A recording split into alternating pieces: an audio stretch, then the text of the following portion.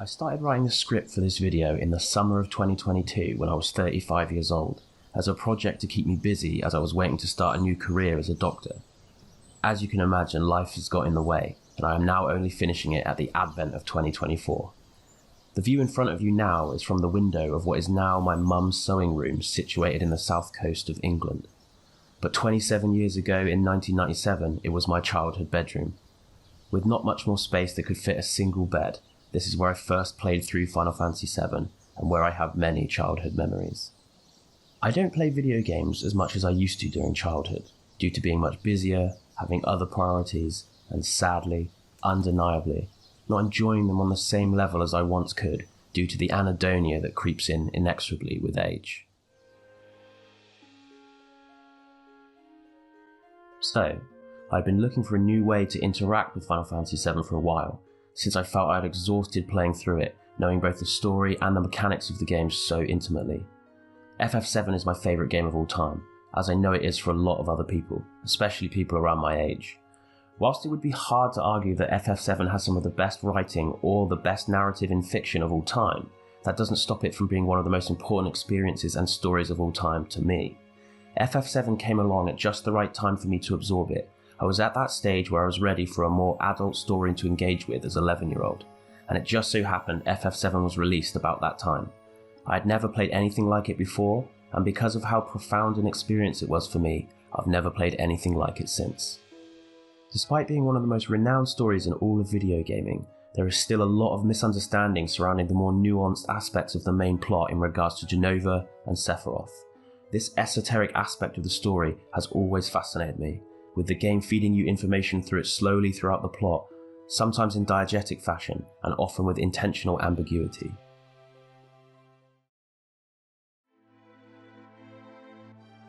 When exploring the relationship between Jenova and Sephiroth in Final Fantasy VII, we flirt with the immemorial question of who is the true or primary antagonist of the game? Who is the controlling partner in their relationship? Who is the puppet master? Whose machinations drive the plot? Although we may well come to find that this question misses the point entirely. This discussion point surfaces time and time again, and not without good reason. There is a lot to explore surrounding Sephiroth and Jenova, and a lot of it is presented subtly and through inference. Close attention must be paid to fully understand it, and that's not to mention the aspects that are left intentionally ambiguous. To explore and answer this question, I will be doing a deep dive into the information that is presented to us in the original game of Final Fantasy VII. To preface, I wanted to clarify a few points. To research this exploration, I have used the dialogue from the original PAL release of the game, the Japanese retranslation mod Because, and several websites and videos that have translations of the original Japanese script. Whilst the ideal way of understanding would be to read the Japanese script in its entirety firsthand, for someone who doesn't speak Japanese, this is a close second. The only source material I will be using is the original 1997 Final Fantasy VII. I will not be using anything from the compilation of Final Fantasy VII, the Ultimania, or the Final Fantasy VII Remake. Canonicity is a complicated subject. The compilation of Final Fantasy exists because of a marketing ethos called polymorphic content put into motion around 2003 by the boardroom at Square. It seems clear to me that the compilation and all of Final Fantasy VII content after this point had financial motives far exceeding any artistic aspiration or desire to expand on the narrative. The ethos of Square as a whole seemed to shift around that time, coinciding with the sidelining and eventual departure of Sakaguchi and the merger with Enix. And we can see an expression of these changes in subsequent media. Although a lot of the lead designers from the original game did take the helm in future projects and seemed enthused about them, I am doubtful that more FF7 content of this nature would have been made of their own volition if not for the previously mentioned paradigm shift. The original Final Fantasy VII was born from the collective minds of Najima, Kitase, Nomura and Sakaguchi, and all four of them would not all collaborate together on any future work and never work within the same team dynamic. So for all those reasons, I personally only consider the original piece of art, namely Final Fantasy VII 1997, to be canon in the story and lore of the FF7 universe, and will base everything in this essay from information extrapolated from that project. If you disagree, or your personal canon or view on the official canon is that it involves any of these extracurricular works, then that is totally fine as well. I just wanted to clarify my position before moving forward. Secondly, I wanted to discuss how a lot of points surrounding this topic are ambiguous or left unexplained, which I think is great. Not explicitly stating everything and leaving others to add things up for themselves or theorise to fill in the gaps is great storytelling and creates a lot of discussion. I've tried to be as logical as possible in my analysis of the material and making sure that any inferences I make seem to be the best fit for what we are presented with on the whole. I've tried to refrain from overreaching or into the realm of theory crafting, where there is a lack of evidence, or equally, trying not to state anything as an absolute certain. I'm just making assumptions on the balance of the evidence that the game presents us with. And whilst all theories, no matter how wild, are more than welcome, and I wouldn't declare any of them as outright false, I will at times discuss some popular theories that seem to be based on misinformation or misunderstanding. In a similar vein to the previous point, I also wanted to discuss that because FF7 is a piece of art, there are a few niche parts of it that only really make sense when you consider them thematically. If you try and understand them in how they fit into the reality of FF7, the game's internal lore and logic, you'll be left at somewhat of a loss. To give an example of what I mean here, as it's related to the video's main subject, take the concept of the Jenova doll, i.e. the metallic construct in front of Jenova chamber inside the Nibelheim reactor. I've seen lots of people over the years theorise on what the purpose of the Jenova doll is. These theories range from that it is intended to obscure the real Jenova from view from anyone who might enter the room, but this doesn't really make sense considering Jenova is sealed behind a locked door.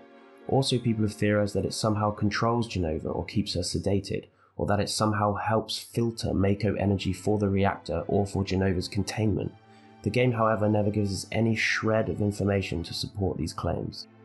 Whilst all of the previously mentioned theories are super interesting, and I would never deride someone for theory crafting on such things to make them make sense in the game world, the Jenova doll only really makes sense when considered thematically. What does the Jenova doll function as in the physical world? We literally don't know, and that's because it was only supposed to serve a thematic purpose.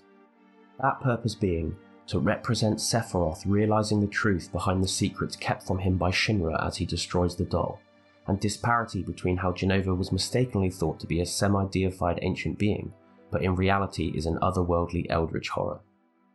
It is a subversion and a contrast on how we would traditionally view a higher being to look, i.e. angelic in appearance, compared to the unfathomable horror of flesh beyond it. Design touches on Judeo-Christian imagery, and its relationship with the real Jenova in the tank beyond uses elements from Gnosticism. Both of these were big influences on Squaresoft games around this period. This scene also alludes to themes of ascending to godhood that take more centre stage as the game progresses. Only in this thematic plane does the Jenova doll then make sense. It is also not unlikely that the Jenova doll is a holdover from a larger concept that never made it into the game, but the Jenova doll still made the cut into the final release. It must also be mentioned, existing on the other side of this coin is the temptation to make heavily weighted inferences into the internal lore of the game by extrapolating too much from what we know about the belief systems the game draws upon.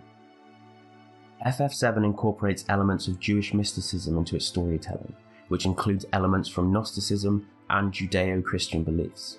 This is especially prevalent in the plot surrounding Jenova and Sephiroth. However, it is worth remembering that the creators of FF7 were not themselves theistic scholars, nor was their intention to do a faithful retelling or reimagining of these core concepts. They found elements of these belief systems interesting, exotic, and compelling. The parts that they found cool, they decided to weave into a narrative with story beats and character arcs that the human mind finds compelling. The extent to which one could interpret the religious references in FF7 is as ambiguous as the main topic of this video, and is certainly not without merit, but that would be a whole video by itself, and in terms of extrapolation to elucidate the game's lore and deeper meaning, it would be very hard to land on anything concrete. FF7 is definitely richer for having these themes to draw on, and of course they influence the plot, and it is still worthwhile to draw inference from them.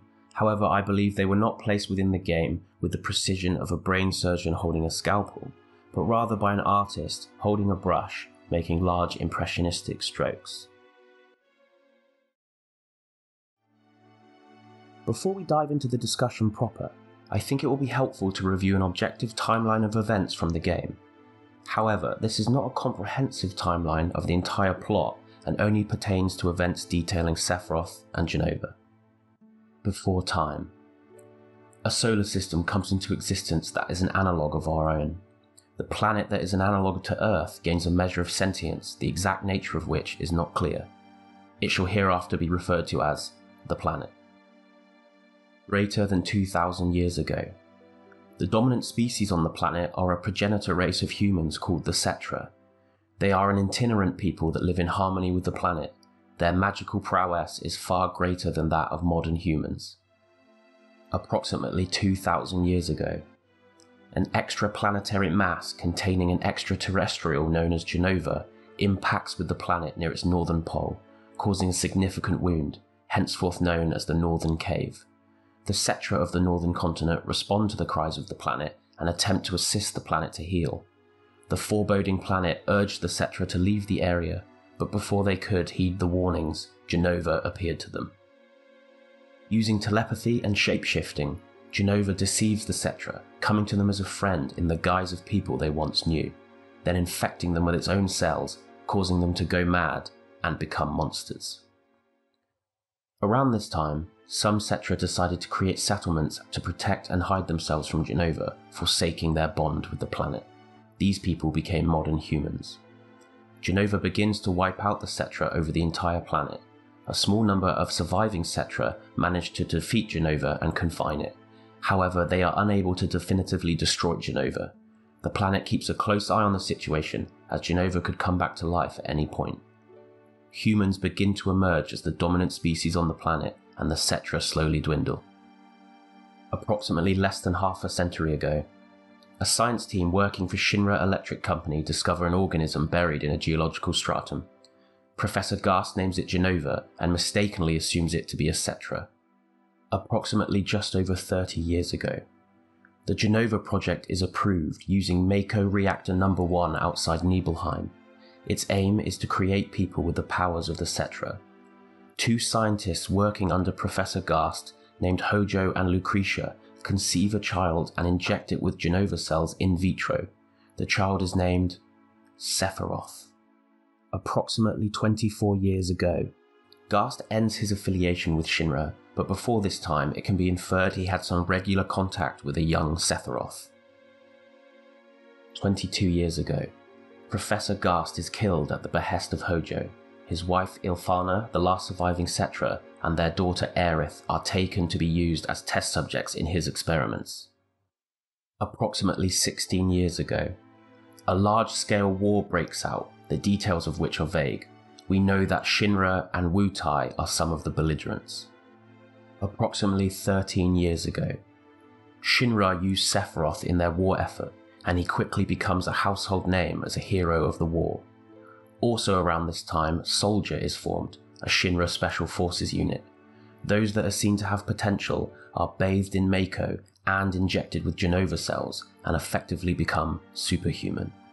Between 5 and 7 years ago, the war ends with Shinra emerging victorious. If not already, Shinra becomes the world's dominant organization, exerting an almost global control. 5 years ago, Sephiroth, along with other Shinra employees, including the game's main protagonist, Cloud Strife, who is from the area, are sent to Nibelheim to investigate a reactor malfunction at Mount Nibel. Whilst there, Sephiroth learns that he was produced in the Jenova project, altering his psyche.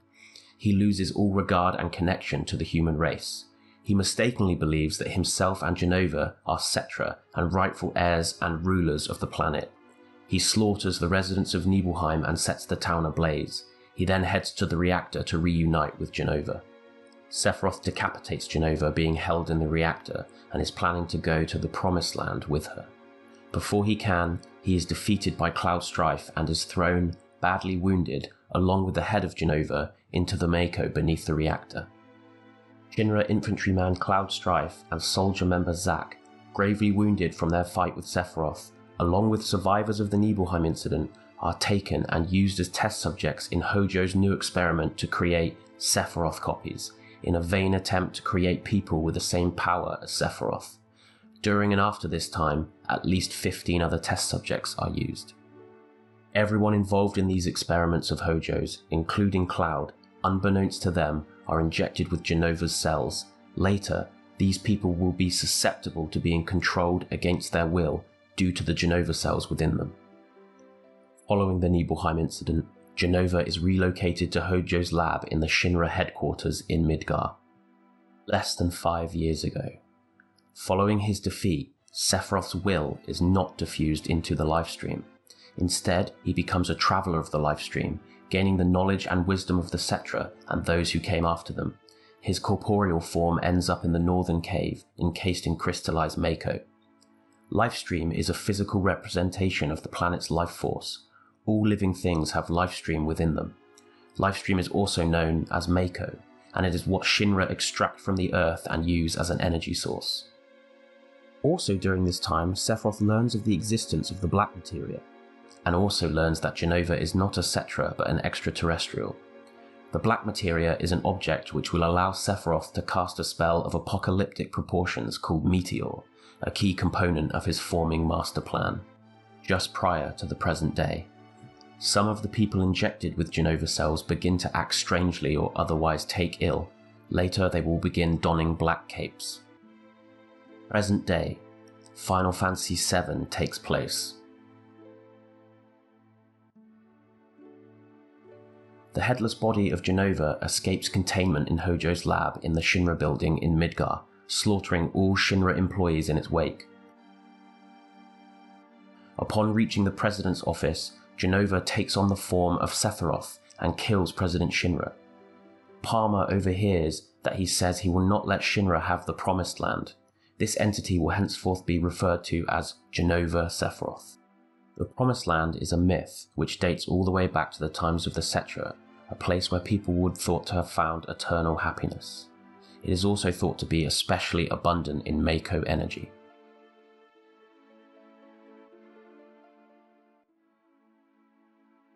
Jenova Sephiroth travels from Midgar across the continent to Junon, where he crosses the inland sea on the cargo ship.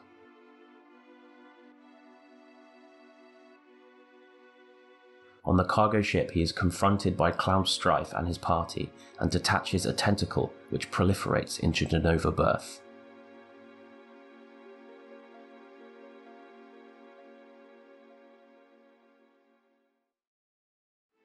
Sephiroth then travels across the central continent until he reaches Nibelheim.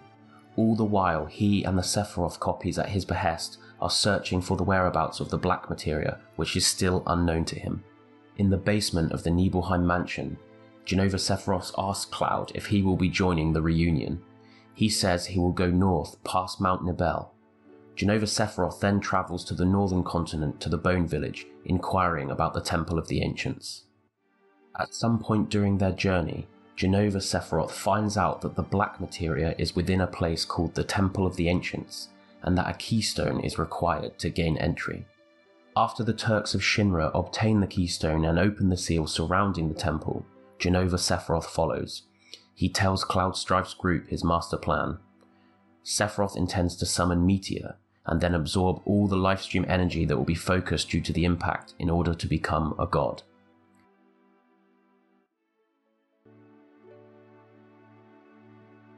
He allows the party to solve the puzzles of the temple and obtain the black materia, then forces Cloud Strife to hand it to him.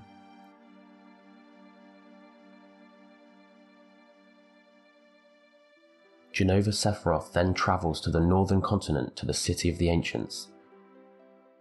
There he kills Aerith, who was attempting to summon Holy, a magical counter to Meteor, in order to foil Sephiroth's plan. Jenova Sephiroth then departs, once again leaving behind a mass that proliferates into Jenova Life.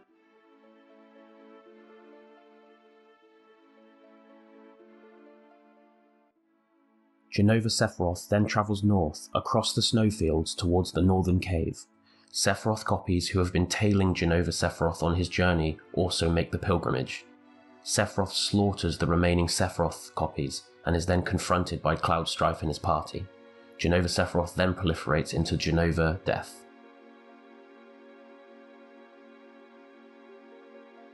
Hojo's Jenova reunion theory is proven correct. Although the central gathering point is at the northern cave, not in Midgar where the body was being held as he predicted. The Jenova reunion hypothesis states that after being separated, even into innumerable pieces, Jenova's cells will eventually gather at one place to become whole once more. Therefore, even people who have Jenova cells within them will be compelled to take part in the reunion. Cloud Strife is once again forced to hand over the black materia, but this time to the corporeal Sephiroth encased in the crystal Mako at the centre of the northern cave. Sephiroth immediately begins to summon Meteor, which in turn awakens Weapon. Sephiroth erects an impenetrable magical barrier across the northern cave where he awaits the arrival of Meteor.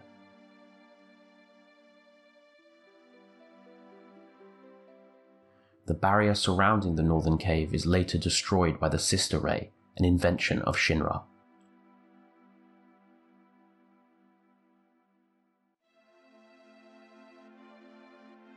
Professor Hojo goes renegade against Shinra, deciding to help his son, Sephiroth. He injects himself with Jenova cells prior to being confronted and defeated by Cloud Strife and his party. Later, Cloud Strife and his party are confronted by Jenova synthesis at the bottom of the northern cave and defeat it. Cloud Strife and his party confront a fully reformed human Sephiroth at the centre of the planet. He then transforms into Rebirth Sephiroth, which the party defeat. Rebirth Sephiroth transforms into Seraph Sephiroth, who is also defeated by Cloud Strife and his party. Cloud Strife's consciousness meets Sephiroth's lingering consciousness in the lifestream.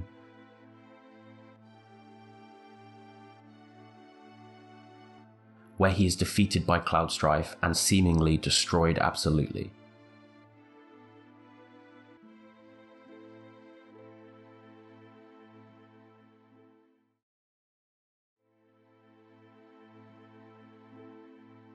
From here, I wanted to discuss what we understand of Jenova, both as a life form and what we can infer to its level of sentience.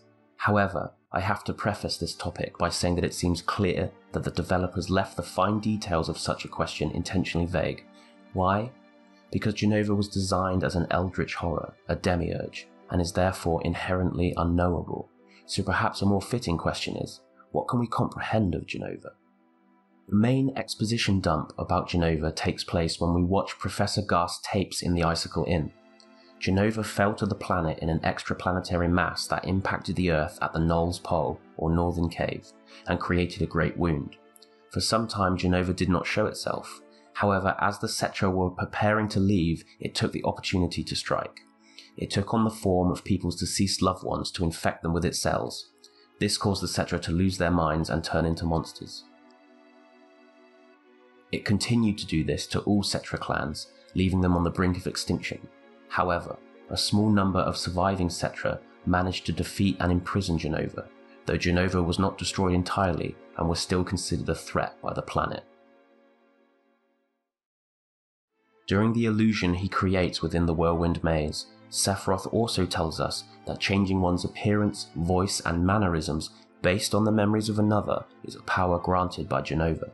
Although it is worth noting that Sephiroth also lies during this sequence in order to manipulate Cloud, so perhaps is not a reliable source.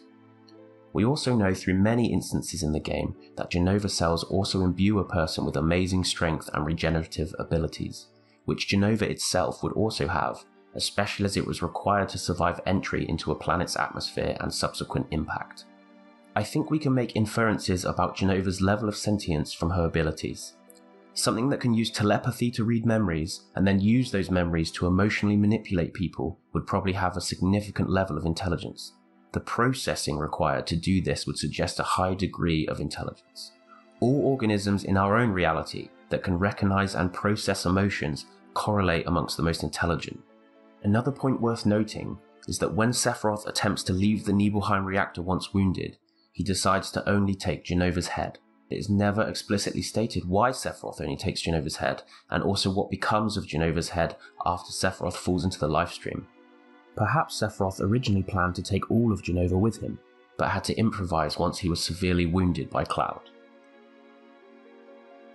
Regardless, we know that Sephiroth has been researching the Jenova project non-stop in the Nibelheim basement prior to this moment, so we can assume that he has read enough that he was confident that it was fine for him to just take Jenova's head. Perhaps he had already read something about the Jenova reunion, or perhaps he had read enough about Jenova to know that the head was the most integral part of Jenova and decapitating it would cause no damage. If the head is the most important part of Jenova, it would suggest that Jenova has some sort of central nervous system and also a brain, from which we can make some inferences as to the nature of Jenova's biology and therefore its level of intelligence. Something with a central nervous system is unlikely to be a creature of pure instinct, or something with no level of consciousness like a virus.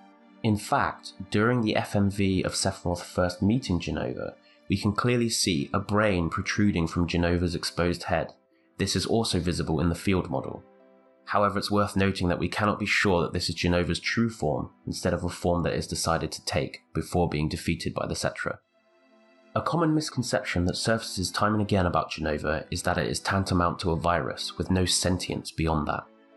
This originates from Ilfana's explanation of how Jenova interacts with people as a virus.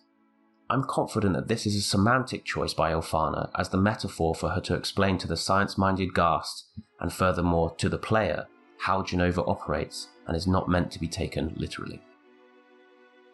Another point to consider is what exactly happened to Jenova when it was defeated. Lots of different translations use different words to describe how this happened. The words imprisoned, sealed, confined are often seen. It is unlikely that this was a purely physical imprisonment, as if this was the case, Jenova would have wreaked havoc once it was excavated by the Shinra. It is more likely implying a magical sealing, preventing Jenova from acting. While Sephiroth is reading aloud from the reports in the mansion basement, he describes that the organism excavated was seemingly dead. From this it seems we can infer that once being defeated and sealed, Jenova was forced into a depressed form of existence where it could do no harm, a quiescence if you will. So why wasn't Jenova destroyed in its entirety after being defeated by the Cetra? I believe this is due to the fact that Jenova is not terrestrial, therefore the planet has no mechanism for eradicating Jenova. Consider the real-world analogy of plastic products, that our planet is unable to biodegrade. Because plastic is artificial and new, there exists no natural process for breaking down plastic, so it lingers, and in the case of Jenova, remains a threat. Until the very end of the game, there are only 2 actions that we can directly contribute to Jenova. Other than that, Jenova is very much a silent party. However, these actions are still worth discussing, even though I think they are misleading if taken at face value. Firstly, Jenova seemingly opens the door in response to Sephiroth asking her to during the Nibelheim incident. I believe that this is once again something that can only be understood thematically. It is supposed to represent Sephiroth calling out to Jenova as his mother, and Jenova symbolically accepting the role. It wouldn't make any logical sense for Shinra to give Jenova any capacity or mechanism to be able to open the door to its own chamber.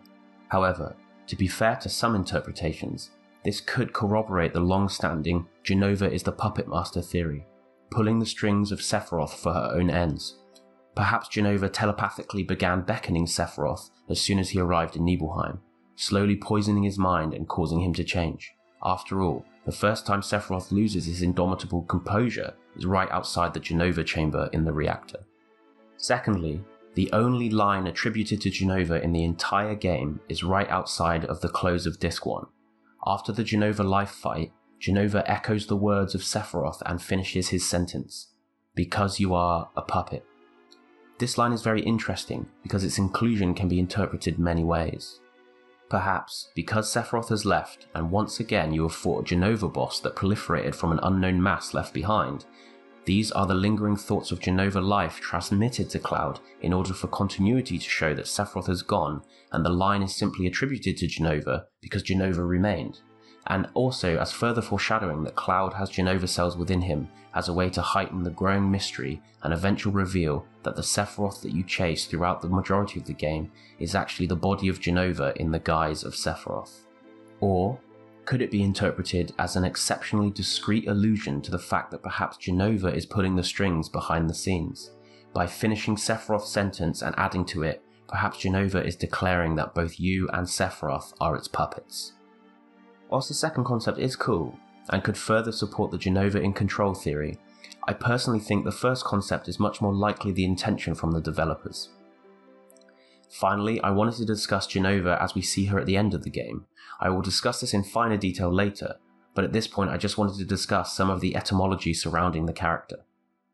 Final Jenova boss is called Jenova synthesis. The definition of synthesis is the combination of components or elements to form a connected whole. The track that plays during this boss fight is called Jenova Absolute or Jenova Complete. The definitions for both are as follows: not qualified or diminished in any way, total, and having all necessary or appropriate parts. Through these titles, the game is obviously trying to demonstrate that this is a fully reformed Jenova after the success of the reunion. If we look at the rear of the battle model, we can see that Jenova appears to be incomplete. The grotesque abdomen still seems to not be fully formed at the back, and we can see inside of it. Firstly, I think this could be a subtle nod by the character designer that Jenova does not yet have all of her cells. We know that some still exist within Cloud, Sephiroth, Lucretia, and surviving members of Soldier.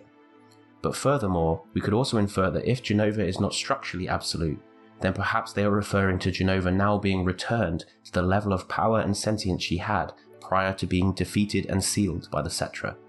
This is reinforced by a line spoken by Jenova Sephiroth when we meet him in the mansion basement upon returning to Nibelheim. He tells us that with the reunion, Jenova will become the calamity from the skies. The calamity from the skies is what the ancients referred to Jenova as when they were fighting for their existence against it before it was defeated. Also, during Hojo's explanation of the Jenova reunion theory, he explains that dismembered parts of Jenova will all eventually converse at one location. He then adds that this will restore Jenova to life in some Japanese translations. However, it does not say this in the original PAL translation. As to whether Jenova's actions are born out of a genuine malevolence or a biological compulsion, we cannot know, and we are not supposed to know. I think it's safe to infer that upon meeting Jenova in the northern cave at the end of the game, Jenova has recovered from its quiescence and is back to a full potency. I also feel it's safe to infer that Jenova is a sentient being with some high degree of intelligence. Beyond that, we cannot fathom her machinations or comprehend her intellect. It is my opinion that Jenova was forced into her quiescence once it was defeated, and remains in that state until the completion of the Jenova reunion in the northern crater during Disc 2, wherein she regains her former potency.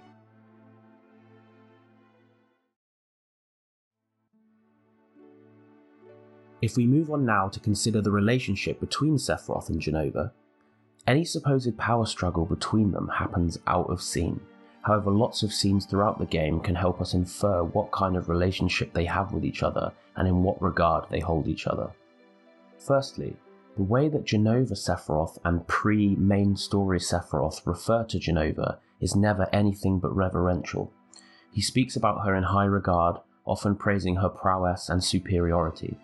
Sephiroth's lines in the script do nothing to suggest that Jenova is a pawn to him or under his control. It largely seems to imply he regards her as his mother and thinks of her as one would their mother. The one exception to this is when in the Whirlwind Maze in the northern crater Sephiroth states, "This is the end of this body's usefulness." There is a definite implication here that Sephiroth is using Jenova's body in a purely utilitarian way and doesn't care what happens to it insofar as it is the body of his mother. However, this is the exception rather than the rule for the rest of the script. So I assume Sephiroth's line was written this way as a lead-up to the soon-to-be-revealed fact that the person the party's been chasing this whole time is not the real Sephiroth. Also, from the killing of all the Sephiroth copies who make it to the reunion moments earlier, we can assume that Sephiroth is aware that Jenova cells are not destroyed in the livestream and will coalesce with the rest of Jenova in the northern crater, so it doesn't matter how he treats the Jenova body he is using in this instance. We also need to question, why does Sephiroth need the Jenova reunion? We know that the Jenova reunion is a phenomenon whereby all the dismembered parts of Jenova will seek to reunite with each other and eventually become a single entity again, with many of those who have Jenova cells within them also being compelled to undertake the journey. But Sephiroth doesn't actually need the Jenova reunion to take place for his plans with the black materia to come to fruition. He can already manipulate some of the copies into doing his bidding. He already controls the body of Jenova to use as his avatar, and he already has the black materia from the Temple of the Ancients onwards. So why does Sephiroth facilitate and tolerate the Jenova reunion by discussing it with Cloud in the Nibelheim basement and by killing the copies who make it to the end of the Whirlwind Maze? The only logical answer I can think of is because he wishes to see Jenova return to her former potency self, the calamity from the skies, something a son would want to do for his mother. Jenova's view on Sephiroth is much harder to discern, as Jenova has very little dialogue and independent actions in the game. However, there is one moment in the game from which I think we can pretty strongly infer that Jenova's view of Sephiroth is reciprocated, i.e. that of a mother being accepting of her son. During the final boss rush, we fight Jenova Synthesis first. This could be viewed as Jenova's desire to protect her son. On the flip side, it could be argued that Jenova was sent by Sephiroth and is his first line of defense as well. And in that moment we have no absolute indication if it is one way or the other. However, tellingly, within the boss battle with Jenova Synthesis, there exists a fantastically subtle bit of diegetic game design which sheds further light on this. Jenova has a suicide attack called Countdown when its health gets below 25%, casting Ultima if the countdown reaches 0, which damages the party, but also kills Jenova itself. This demonstrates to us that Jenova is willing to kill itself in order to protect Sephiroth, something a mother would do for their child. And if we again return to the visual design of Jenova Synthesis, we can firstly see that it still has the hole in its abdomen that we have seen in previous imagery, but without the obvious allusion to an umbilical cord with piping coming from it when it is in containment. Also, the somewhat androgynous but unmistakably feminine torso remains. However, I think you could argue that the allusions to motherhood do not end here. Now, I don't want to insert an image of the female reproductive system here as to be jarring to the continuity of the video thus far, but it does certainly look like the tentacles of Jenova resemble fallopian tubes, and although very imperfect, the undulating sacs beside the human form could be said to look like ovaries. Finally, the large oval behind could be said to be a uterus to complete the image. If we entertain this thought, consider this. The next boss fight is called Rebirth Sephiroth, and the accompanying music is called Birth of a God. We could perhaps then infer that the open area to the rear of Jenova's battle model is where a gestating god form Sephiroth has recently been birthed. I wish there was more to clearly infer from the face that is given to Jenova Synthesis. As I've previously mentioned, the head of Jenova disappears from the story after Cloud throws both it and Sephiroth into the livestream, and the head we are presented with here does not resemble the one in previous imagery at all. It seems to resemble some kind of mask, with possible inspiration taken from both Christian and Japanese depictions of demons and devils. If anyone can shed some light on what this final Jenova face is based on, I'd love to hear down in the comments. When looking at both battle models of Rebirth and Seraph Sephiroth, I feel there is much less to directly infer. Obviously they take some inspiration from the religious doctrines previously mentioned, but they also take inspiration from the boss rush of the previous game, Final Fantasy VI, which itself took inspiration from all over the place. Both bosses are a melting pot of inspirations which clearly look fantastic, but I don't think there are many lore elements to extrapolate here. I have heard that the head portion of Rebirth Sephiroth that can be targeted, in fact, is Jenova, but I think if you look closely it much more resembles a masculine form and much more resembles the human Sephiroth. As an exclamation mark to the end of the game's boss rush, we have the cinematic battle in the livestream with Cloud's consciousness against Sephiroth's. I feel if there was any time for the developers of the game to give us the inference that Jenova was the true, insidious antagonist, it would be the true form of Jenova that we would fight here, and not Sephiroth. Worth noting also is the fact that Sephiroth has a different model than the one we are used to, namely he is topless. We also see Sephiroth this way in the Northern Crater when he is encased in a Mako crystal, and again in the human component of his Seraph Sephiroth form. I imagine this artistic choice was made in all these cases as to distinguish the real Sephiroth from Jenova Sephiroth, whom we spend the first half of the game pursuing. I do however wonder at the choice to make the final field model of Sephiroth we see at the centre of the planet the traditional fully clothed Sephiroth, as opposed to the topless true Sephiroth that we see encased in the Mako crystal and at the end of the game. I'm cautious to really infer anything from this, as I think it was probably likely that they didn't wish to make a whole new field model for Sephiroth just for this final scene, so they just used the one they had been using up until this point, with no deeper meaning behind it. A specific scene I also wanted to discuss further is just after Jenova Sephiroth disintegrates in the Whirlwind Maze and before we fight Jenova Death. That's because it is actually very unclear who is speaking to Cloud telepathically in this scene. The pronouns used to address Cloud are as if it is the recently deceased Sephiroth copy speaking. That would make sense in terms of the pronouns they use and the subject matter, but otherwise doesn't really make any logical sense as to how they would be able to do that. Another theory is that it is the Jenova cells within Cloud's body given voice, but once again this is an imperfect fit for the language used, and as with the previous theory, there is no other instance of Cloud's Jenova cells talking to him. Thirdly, it could be Sephiroth himself speaking to Cloud, attempting to confuse Cloud as he did in a previous scene. The most likely answer is that it is left intentionally or erroneously ambiguous, or indeed the voice belongs to no one at all and is just a device to be used as foreshadowing to the reveals right around the corner in the plot and to heighten the mystery of the ongoing relationship between Cloud, Sephiroth and Jenova. None are a perfect fit, but if I had to ascribe this to any entity, I think I would put my money on Sephiroth. The misfitting pronouns could be explained by Sephiroth trying to intentionally mislead and confuse Cloud, as he does shortly in the following scenes.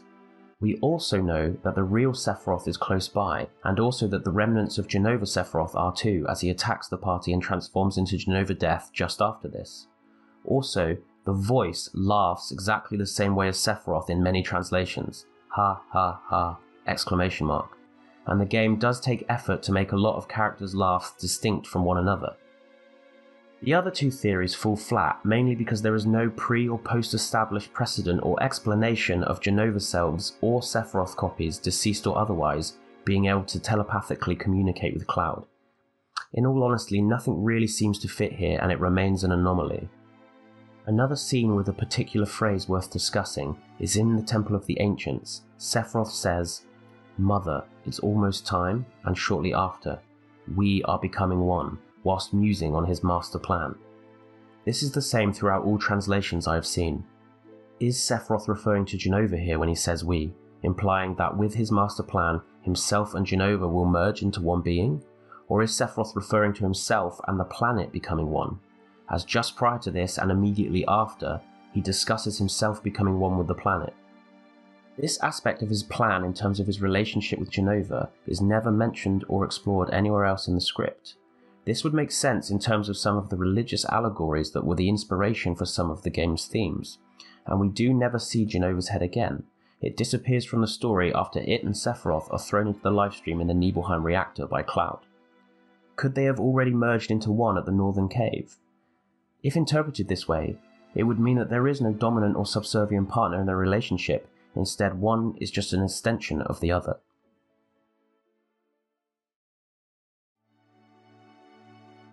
Summing up, I just wanted to reiterate that all theories surrounding Jenova and Sephiroth are valid.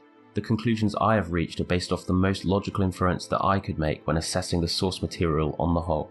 However, the conclusions I have reached are: it is likely that Jenova is almost certainly a sentient creature of intelligence, an intelligence that runs perpendicular to and perhaps above our own. Therefore, it exists as an intelligence incomprehensible to us. The motivations, machinations, and compulsions of Jenova are an inherently indecipherable mystery. During most of the events of the game, Jenova is probably in a state of quiescence, of reduced potency, due to the seal being placed over it once it was defeated by the last bastion of Cetra. Perhaps it was also further diminished by having its body split up into so many pieces by Shinra experiments, and also being beheaded by Sephiroth. Jenova probably begins to slowly and marginally regain some of its former potency as Shinra continue to weaken the planet, thereby weakening the seal placed over Jenova. Also, Jenova probably returns to near full potency after the Jenova reunion is largely completed in the northern crater in Disc 2.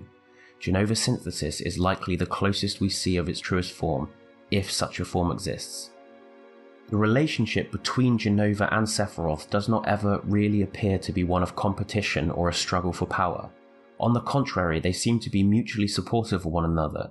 Sephiroth appears to accept Jenova as his mother, wishing her to once again become the calamity from the skies by facilitating the Jenova reunion. Jenova, in terms of relative to what we were able to understand, seems to accept Sephiroth as her son, protecting him in the final boss rush by being the first boss, and even committing suicide in order to protect him. This would also suggest that Sephiroth and Jenova's wishes are largely aligned. Therefore, from what we can infer from the script, Jenova and Sephiroth have a reciprocal maternal bond, and it is likely the age-old discussion over who is truly in control is more of a moot point. From the way the game is presented, and due to Jenova's eldritch nature, we can only ever understand this relationship from Sephiroth's side of it, however. Anything beyond this is left ambiguous or unexplored, mostly intentionally, although the script does give us some incongruencies that create compelling discussion points, although I feel that most of this can be explained as unclear writing, especially those points where we are not sure who is truly talking. Given what conclusions I have just reached, as a slight tangent, I wanted to end by touching on something I have never seen discussed before, and it's a concept I call Sephiroth's choice. I understand why it is never discussed because it happens entirely out of scene, but is actually pivotal to the main antagonist's motivations, and therefore the plot, especially if we presuppose that Sephiroth is acting with his own agency. During the Nibelheim incident, through reading Professor Gast's scientific journals, Sephiroth believes that Jenova was an ancient, and therefore he is the descendant of the ancients. We later discover that Gast made a mistake, and Jenova was not an ancient, but actually the extraterrestrial nemesis of the ancients. Later, during his dialogue after the Temple of the Ancients, before making Cloud hand over the black materia, Sephiroth explains how he knows he is not a Cetra, and is in fact far more powerful than them. As he explains, he became a traveller of the lifestream and gained great knowledge. We can also infer that during this travelling, he also realised the true nature of Jenova, as in the Nibelheim basement, he also tells us that Jenova shall once again become the calamity from the skies once the reunion is complete. Therefore, there must have come a point when Sephiroth had enough knowledge whilst travelling the lifestream to know the truth, which would have put him at a decision.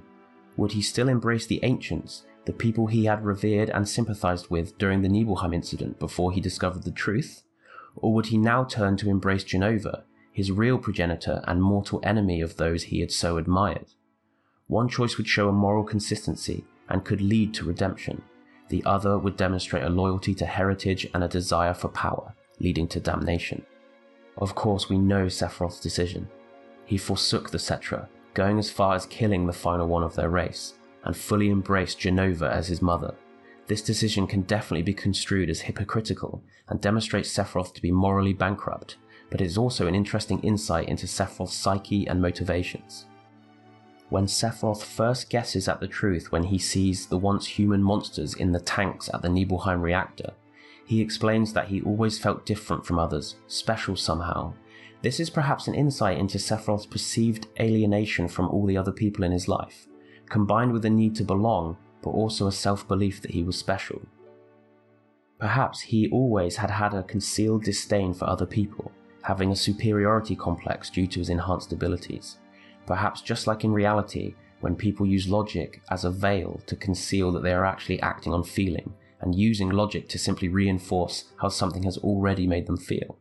Perhaps Sephiroth's initial reasoning for his actions, that he explains to Zack in the Nibelheim basement and reactor as to why he hates humans and is the rightful heir of the planet, is a veil, an excuse for him to act on how he feels. Therefore, choosing Jenova in this context makes sense, as it gives Sephiroth the perfect excuse to act on how he feels, to punish other humans, to elevate himself above others and find a sense of belonging.